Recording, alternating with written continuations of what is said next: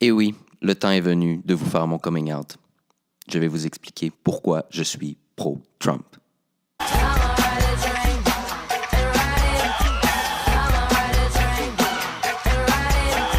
Pourquoi je suis pro-Trump? En premier lieu, bon, est-ce que c'est un suicide politique? Est-ce que je suis fou de faire ça? Parce que vous savez, c'est pas très populaire par les temps qui courent. Hein. Mais je crois que ça mérite explication. Je crois que ça mérite que quelqu'un au Québec le dise parce qu'il semblerait qu'il n'y a aucun pro-Trump. Donc, unanimisme des idées au Québec au sujet de Trump, non, je pense pas. Ça n'existe pas, l'unanimisme. Eh bien, bon, ben, je me sacrifie pour la cause et je vais... vous expliquer ça. Comment est-ce possible d'être pro-Trump? Alors, en premier lieu, je dois dire que, bon, Donald Trump, hein, comme à peu près n'importe qui, je pensais que c'était une farce, cette histoire-là, au début. Je le prenais pas au sérieux, ça, c'est sûr et certain. Comme à peu près tout le monde, je pense que la seule chose que je connaissais de Donald Trump, c'était cette fameuse phrase de The Apprentice qui l'a rendu célèbre.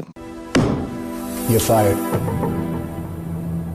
C'était l'étendue de mes connaissances de Donald Trump, je dirais, disons, en 2014-2015. Ou, bon, d'autres espèces d'interventions, comme quand il a endossé Eminem. Slim Shady is a winner. Bon, alors, pas très sérieux. Et aussi d'autres vidéos, bon, de lui qui est allé faire de la lutte, aller tabasser quelqu'un. Ah, c'était, bon, disons... c'est ça. Comme à peu près tout le monde, je pensais que c'était une farce. Je pensais pas que ce gars-là avait des aptitudes pour être politicien. Donc, rassurez-vous, j'étais de votre bord aussi au début.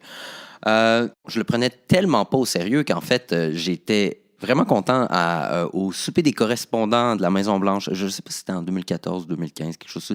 Vous savez, au dîner des correspondants, pardon, ce dîner qui réunit toute la caste médiatique et où le président des États-Unis fait un bien cuit. Donc, et à cette occasion-là, Obama avait fait une allocution où il s'était mis à rire de Donald Trump, surtout en lien avec l'histoire des birthers, qui était cette histoire comme quoi Obama n'était pas né aux États-Unis et où Donald Trump avait un peu participé justement à cette rumeur-là.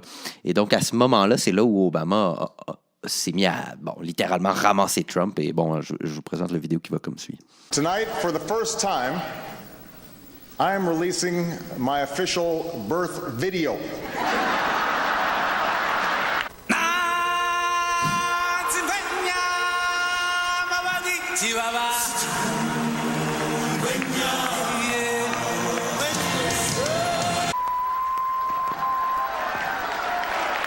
Et ça Donald continue. Trump is here tonight.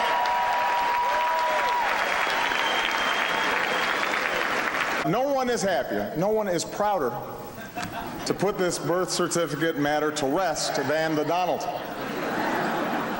And that's because he can finally get back to focusing on the issues that matter. Like, did we fake the moon landing? What really happened in Roswell? And where are Biggie and Tupac? Bon, alors, toute cette image-là, justement, d'un Donald Trump qui succombe facilement aux théories conspirationnistes. Disons que ça date pas d'hier, vous l'aurez compris. Et bon, la salle est hilar. Tous les médias sont ils se plient en deux à rire de Trump parce que, comme moi, comme n'importe qui, tout le monde croyait que c'était ridicule.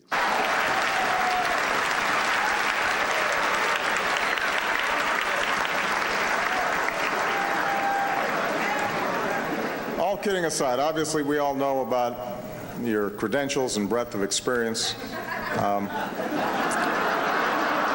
For example, just recently in an episode of Celebrity Apprentice, at the steakhouse, the men's cooking team did not impress the judges from Omaha Steaks. And there was a lot of blame to go around, but you, Mr. Trump, recognized that the real problem was a lack of leadership. And so ultimately, you fired Gary Busey. And these are the kind of decisions that would keep me up at night.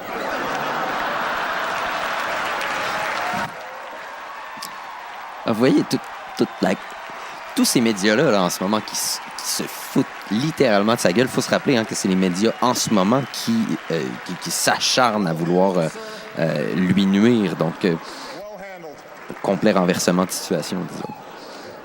Il conclut avec ça. Say what you will about Mr. Trump, he certainly would bring some change to the White House. Let's see what we've got up there.